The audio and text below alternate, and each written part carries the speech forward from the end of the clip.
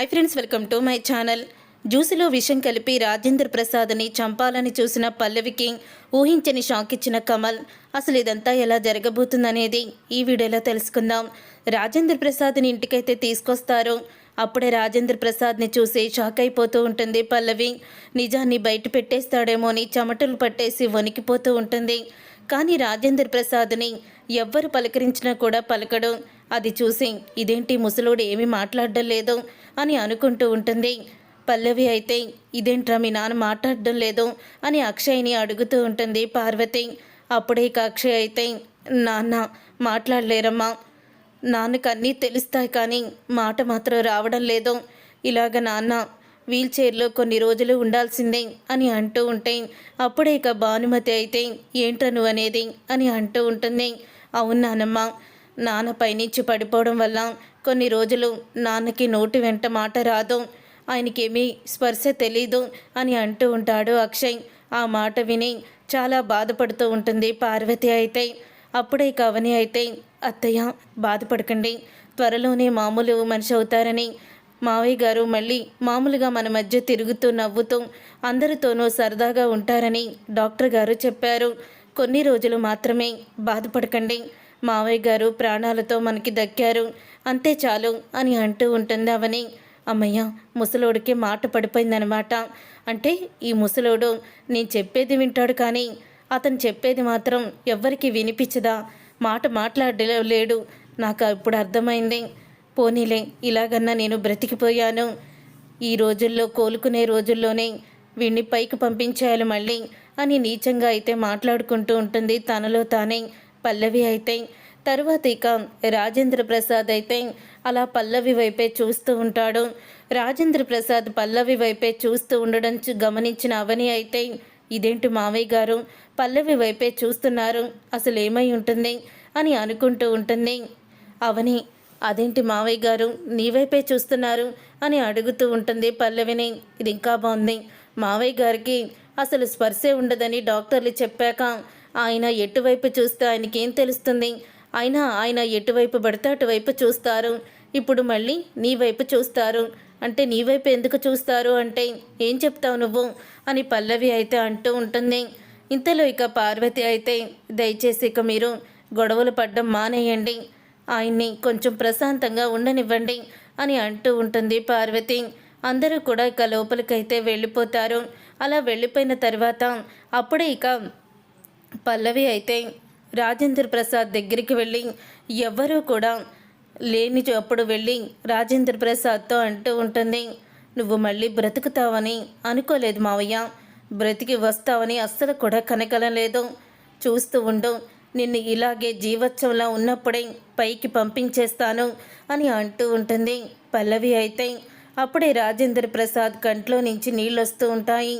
ఏంటి, కోపాన్ని చూపించలేక కంట్లో నుంచి నీళ్ళు వస్తున్నాయా? చూస్తూ ఉండు, త్వరలోనే మా నాన్న జైలు నుంచి రాబోతున్నాడు. నీ కుటుంబాన్ని నేను ఎలా ముక్కలు చేస్తానో, ఎలా నాశనం చేస్తానో చూడు అని అంటూ ఉంటుంది పల్లవి. అప్పుడే రాజేంద్ర ప్రసాద్ అయితే ఒక్కసారి వీల్ చైర్ని అయితే కదుపుతాడు. దాంతో షాక్ అయిపోతూ ఉంటుంది పల్లవి అయితే. షాక్ అయిపోతూ ఇదేంటి వీల్ చైర్ కదిపాడు అంటే ఏదైనా సీరియస్ మ్యాటర్ చెప్తే కోపం వచ్చి రెచ్చగొడితే ఒకవేళ మామూలు మనిషి అయిపోతాడా ఏంటి? అమ్మో, ఈ ముసలోడి దగ్గర కొంచెం జాగ్రత్తగానే ఉండాలి అని పల్లవి లోపలికైతే వెళ్ళిపోతుంది. పల్లవి వెళ్ళిపోయిన తర్వాత అప్పుడే వస్తాడు ఎస్ఐ భరత్ అయితే. ఎస్ఐ భరత్ వచ్చి మేము ఇన్వెస్టిగేషన్ మొదలు పెట్టాము, రాజేంద్ర ప్రసాద్ గారిని ఎవరో పైనుంచి తోసి చంపాలనే చూశారు, దానికి మా దగ్గర కొన్ని ఎవిడెన్స్ అయితే ఉన్నాయి, ఆ ఎవిడెన్స్ కూడా సేకరిస్తున్నాము, మరో 4 రోజుల్లో ఎవరు చంపాలనుకున్నారో మొత్తం కూడా క్లారిటీగా తెలిసిపోతుంది అని అంటూ ఉంటాడు అభిరామ్ అయితే. ఆ మాట విని ఒక్కసారే పల్లవి అయితే షాక్ అయిపోతూ ఉంటుంది. పల్లవి అయితే షాక్ అయిపోతూ ఇలా అంటూ ఉంటుంది, మరో 4 రోజుల్లో ఈ ముసలోడిని పైకి పంపించేయాలి, అప్పటి వరకు కూడా నాకు ప్రశాంతత ఉండదు అని పల్లవి అంటూ ఉంటుంది. ఈలోగా పల్లవికి అయితే చక్రధర్ ఫ్రెండ్ అయితే ఫోన్ చేస్తాడు అమెరికా నుంచి. నేను 4 రోజుల్లో వస్తున్నాను, మీ నాన్నని విడిపిస్తాను అని అంటూ ఉంటాడు. మీకోసం నేను 1000 కళ్ళతో ఎదురు చూస్తున్నాను అంకుల్. త్వరగా రండి. మీరొస్తే మా డాడీ బయటికి వస్తాడు. మా డాడీ బయటకు వస్తే కానీ నా కష్టాలు తీరవు అని అంటూ ఉంటుంది. ఇక పల్లవి అయితే ఫోన్లో అప్పుడే పల్లవి ఎవరితోనో ఫోన్లో ఇలా చక్రధర్ బయటికి వస్తాడు అని మాట్లాడడం అంతా కూడా అవని అయితే వినేస్తుంది. ఇక అవని వినేసి వెంటనే వెళ్ళి అభిరామ్తో అయితే చెప్తుంది. అభిరామ్ గారు, ఇలా చక్రధర్ బయటికి వస్తాడని పల్లవి అయితే ఫోన్లో ఎవరితోనో మాట్లాడుతుంది. 4 రోజుల్లో మీరు వస్తే ఖచ్చితంగా కూడా మా నాన్న బయటికి వస్తాడనే చెప్తుంది. అసలు ఎవరై ఉంటారు, ఎవరొచ్చి అతన్ని విడుదల చేయిస్తారు అని అంటూ ఉంటుంది అవని. అప్పుడే ఇక అభిరామ్ అయితే ఇలా అంటూ ఉంటాడు, చూద్దాం ఎవరొస్తారో. ఎవరొచ్చినా కూడా మీరు కేసు వాపస్ తీసుకోకుండా అతనికి బెయిల్ ఇవ్వకుండా ఎలా బయటికి వస్తాడు అని అంటూ ఉంటాడు అభిరామ్ అయితే. ఎవరొచ్చినా సరే ఆ చక్రధర్ మాత్రం బయటికి రాడు అని అభిరామ్ అయితే చెప్తూ ఉంటాడు. ఇక ఇంతలో ఇక అవని అయితే రాజేంద్ర ప్రసాద్కి ఇక జ్యూస్ కలపాలని అనుకుంటుంది. ఇక జ్యూస్ కలపడానికి ఇక ఆరెంజ్ అయితే జ్యూస్ తీస్తూ ఉంటుంది. ఆరాధ్య అక్కడికి వచ్చి ఎవరికమ్మా జ్యూస్ ఇది అని అడుగుతూ ఉంటే తాతయ్యకమ్మా అని అంటూ ఉంటుంది అవని. ఇక తాతయ్యకని అనేసరికి అప్పుడే ఇక జ్యూస్ తీయడం అంతా కూడా పల్లవి అయితే చూసేస్తుంది. పల్లవి చూసేసి ఇలా అనుకుంటూ ఉంటుంది మనసులో, ఇప్పుడు గనుక నేను ఆ జ్యూస్లో విషాన్ని కలిపితే అవని మీదకి ఆ నింద వెళ్ళిపోతుంది. అందరికీ కూడా కొద్దో గొప్ప అవని మీదే అనుమానం ఉంది కాబట్టి అది ఇప్పుడు ప్రూఫ్ అయిపోయినట్టు అందరినీ కూడా నేను బాగా నమ్మించవచ్చు. అవని చేతుల మీదుగానే మావయ్య గారు చనిపోయారంటూ అందరినీ కూడా నమ్మించి ఈ అవనిని జైలుకి కూడా పంపొచ్చు అని చాలా పెద్ద ప్లానే వేస్తుంది. అలా ప్లాన్ వేసిన తర్వాత అప్పుడే ఇక అవని అయితే జ్యూస్ తీసి ఆరాధ్య చేతికి ఇచ్చి, ఇల్లమ్మ తీసుకువెళ్ళి ఇది తాతయ్యకి ఇవ్వు జాగ్రత్తగా అని అంటూ ఉంటుంది. అప్పుడే ఆరాధ్య గ్లాస్ తీసుకొని వెళ్తూ ఉంటే, ఆరాధ్య ఆగమ్మ, జ్యూస్ ఎవరికి అని అడుగుతూ ఉంటే, ఈ జ్యూసు నేను తాతయ్యకి ఇద్దామని అనుకుంటున్నాను అని తాతయ్యకి ఇమ్మని అమ్మ చెప్పింది అని అంటూ ఉంటుంది ఆరాధ్య. బెడ్ మీద నా ఫోన్ ఉంది తీసుకురావా అని అడుగుతూ ఉంటుంది ఎంతో జాలిగా ఫేస్ పెట్టి పల్లవి అయితే. అప్పుడే ఆరాధ్య, ఈ జ్యూస్ పట్టుకో పిన్ని, నేను వెళ్ళి ఫోన్ తీసుకొస్తాను అని తనైతే ఇక ఫోన్ తీసుకురావడానికి లోపలికైతే వెళ్తుంది.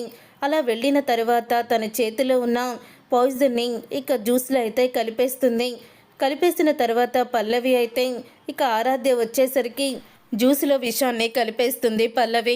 ఇక ఫోన్ చేతికి ఇచ్చి ఆ జ్యూస్ తీసుకొని ఆరాధ్య రాజేంద్ర ప్రసాద్ దగ్గరికి అయితే వెళ్తుంది. వెళ్ళిన తర్వాత అప్పుడే ఇక రాజేంద్ర ప్రసాద్కి పట్టిపోతూ ఉంటుంది పార్వతి. ఇంతలో అక్కడికి వస్తాడు కమల్ అయితే.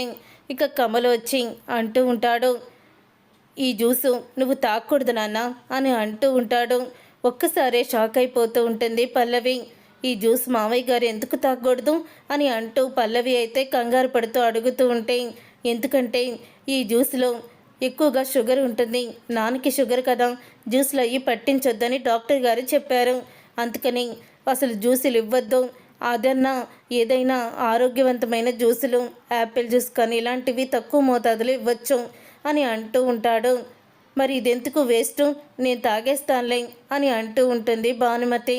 ఇక భానుమతి తాగాలని ఇక తాగబోతూ ఉండగా, పోలే ఈ ముసలిది పోతే నష్టమేం లేదు అని అనుకుంటూ ఉంటే ఇంతలో ఇక అంటూ ఉంటాడు, నువ్వెందుకు తాగడం, నాకు నీరసంగా ఉంది, నేను తాగుతాను అని కమల్ అయితే తీసుకుంటాడు.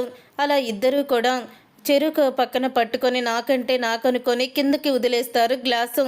దాంతో ఒక్కసారి ఊపిరి పీల్చుకుంటుంది పల్లవి. అమ్మయ్య, ఎటువంటి నష్టం లేకుండా అది కింద ఒలిగిపోయిందని ఇక ఊపిరి పీల్చుకుంటుంది. చూసారుగా ఫ్రెండ్స్, రాబోయే కథలో ఖచ్చితంగా ఇలాగే జరగబోతుంది. మరి ఇలాగే జరగాలని మీరైతే కోరుకుంటున్నారా? అయితే వీడియోని తప్పకుండా లైక్ చేసి ఛానల్ని సబ్స్క్రైబ్ చేసుకొని పక్కనే ఉన్న గంట సింబల్పై ఆల్ అని క్లిక్ చేయండి.